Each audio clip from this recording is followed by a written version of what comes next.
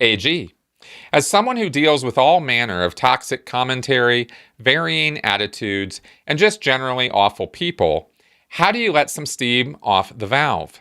Or better yet, what is your recommendation for how to deal with the smoldering contempt and anger that builds below the skin from dealing with this kind of thing? I too am working from home now, taking calls for a certain television slash internet slash wireless phone company, and I suspect that we deal with similar struggles in our daily occupations. Tech support these days ought to be considered a high risk occupation for stress related health problems. Hey, AG, thanks for this question. And Ben, I really get, actually, I don't know your gender, but I really get your question because my wife worked tech support for Comcast for a long time, and it was brutal to her. She works from home now. She works for a health insurance company now. Way stress levels way lower. Not having to deal with really entitled people calling in, demanding at the top of their lungs, screaming curse words at her for no good reason. There's nothing that Melissa did to cause the situation that they're having. But they feel, mostly Americans, feel, well, actually all Americans. Yeah, she's working for Comcast. So, this was the kind of, the people who were calling in were giving her all kinds of trouble. And you guys know what I'm talking about. And yet at the same time, some of us still are kind of abusive towards customer service reps and give them very short shrift. No tolerance for their mistakes, no tolerance for their attitudes, no tolerance for even the slightest little comma being out of place when they're talking to us. I'm paying for this. You owe me. This is what I'm talking about with this entitled thing is, yeah, we are paying for a service and we do deserve good service, but contacting a customer service person and chewing them out over it, it's just a wrong target 100% of the time. That person is not the cause of your problems. Anyway, I know you guys know what I'm talking about. So how do I deal with this stuff? We used to Melissa would come home and it was just chill central. And sometimes I'd even be talking to her during the day, texting and stuff. It was not good. I myself have had my ups and downs, as you guys know. I share this with you, in reading negative comments and negative feedback on my work. And, when you put as much, of yourself into your work as I do, it does become personal, and it's hard for it not to be.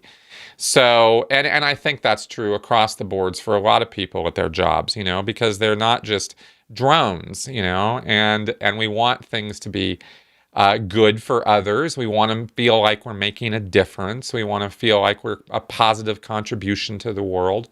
I don't know anybody who doesn't want those things. And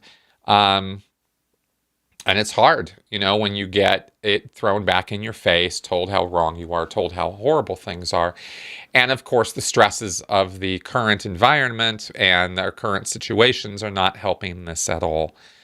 So what do we do? Well, okay.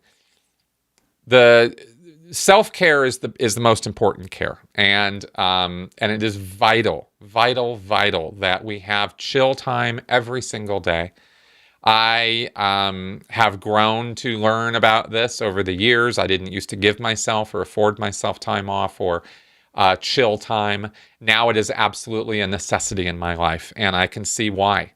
Because not having it in my life caused, all the adrenals and hormone. Everything was just all the time, right? And it's just not a healthy state to be. It's not a good place to be. It's like when fight or flight is kicked in, all the time.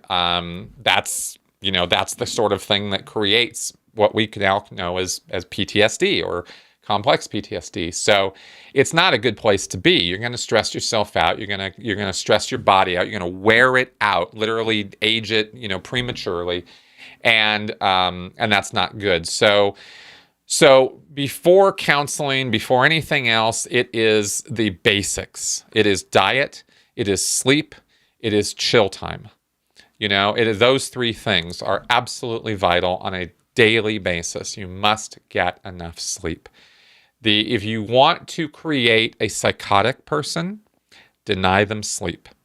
Anyone. Anyone. I don't care who we're talking about. I can break anybody down in a few days. Anybody could.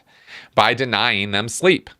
Right? That will make you crazier than anything. So conversely, if you want to be in a good, healthy mental state, in a place where you can deal with the problems of your life and the problems of the environment, you must be rested.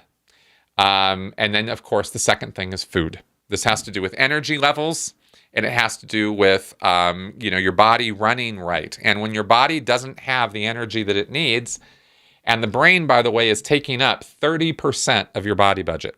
So it's also the first thing to kind of start getting shut down a bit, or doesn't get the full brunt of what it, when your body doesn't have enough energy because it's not fed and rested, then your brain is one of the first places that starts feeling that. By one, you feel hungry and tired, but also your ability to use your frontal lobes here for rational thinking is reduced just biologically. It has nothing to do with how good or bad of a person you are. It's just a biological process. So if you want to be thinking as clearly as you can and as calmly as you can and as chill as you can and be able to actually deal with the problems of life, then it cannot be stressed enough that you rest and you eat, okay? And then there's chill time. And what I mean by that is not necessarily just, vegetating on the couch, although that certainly is some chill time. Also taking walks or getting some exercise. You don't have to be a fitness guru. You don't have to be on the Beverly Hills diet. You don't have to be doing anything special to do chill time, where you just go take a walk, or you take a little jog, or you get out and get some space. Standing on your porch for a few minutes and just looking out at the sky and admiring the day can do wonders for you in terms of sort of recataloguing and refiguring and recalibrating everything, and especially when you come off of work or come off of an intense project of some kind. Generally, I don't think it's a good idea to just plop in front of the TV right away. I think getting your body and moving it around a little bit, nothing stressful, nothing nothing to freak out about, just calm time, chill time, but letting your body move around, especially if you've been sitting all day or sitting for a majority of your time, getting the blood going, all that kind of stuff. Okay, so all of this is pretty common sense, simple stuff. I'm not saying anything crazy or unusual or weird or particularly even surprising, but I hope by stressing these things that I am kind of pumping up the utility of it, because I forget this stuff all the time, and then I remind myself after I've had a rough day, and I haven't eaten anything, and it's 3:30 in the afternoon, and I'm about ready to, so it's not like I'm, the best example for all of this stuff, but more often than not, I do practice what I preach. We can get into talking about, the specifics of your diet and stuff, but I'm not going to go there. I just think that the mental breaks that we give ourselves are the most important breaks we can give ourselves. And there is never an inappropriate time to make time for that, right? Obviously in the middle of a crisis or emergency, you got to deal with the crisis or emergency, but I'm talking about an ongoing daily routine.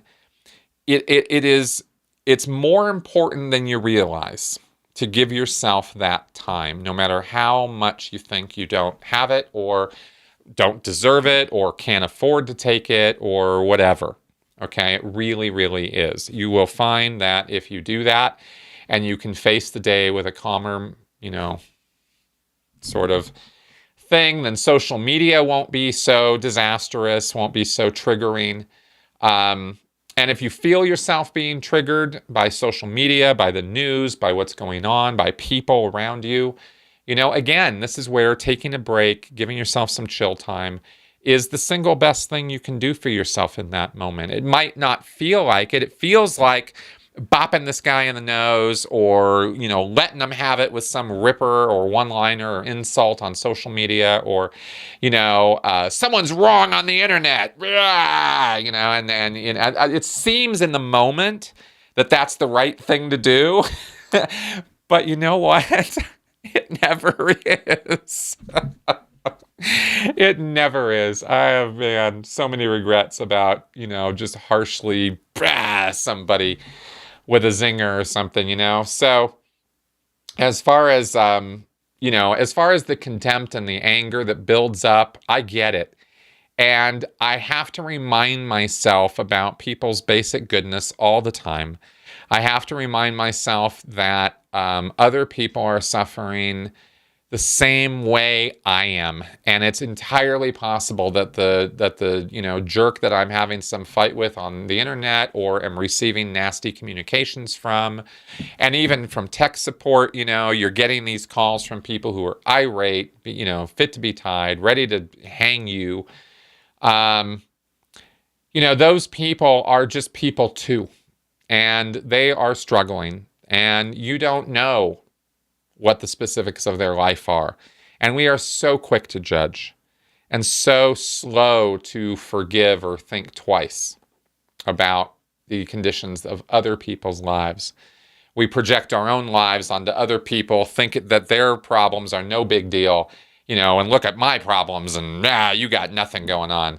And we don't understand that they're not us and we're not them. And their ability to deal with problems might be here where our ability might be here on certain topics, and their ability to deal with stuff in other areas might be, vastly greater than ours. But we don't see that with our eyes or hear that with our ears, and so we make assumptions and project all kinds of horrible things on people. And I have to remind myself all the time when I am feeling out of sorts and that the world is an evil place where, everybody's just in it for themselves and nobody cares about others and all that. I have to okay. That's not true. And I know that's not true. But I really only know that's not true when I'm calm and chill and rational and my frontal lobes are engaged. And that's why I go on this whole tear about keeping yourself in a physical condition where your frontal lobes can stay engaged and you can actually use your brain at maximum efficiency, And I think that that's the physical component of critical thinking that is so important. And we don't give ourselves the time to do that. And our society isn't structured to give us that time either. You have to fight, just like you have to fight to do critical thinking in the first place, because it's not natural to the way our brains work. It's not natural for the way our society works to give ourselves chill time, to give ourselves the tolerance and understanding, that we are all struggling and that we work better when we work together. And those, anyway, that's about all the most inspiring stuff I can say there, but it's also the most truthful stuff I can say. So I hope that is helpful.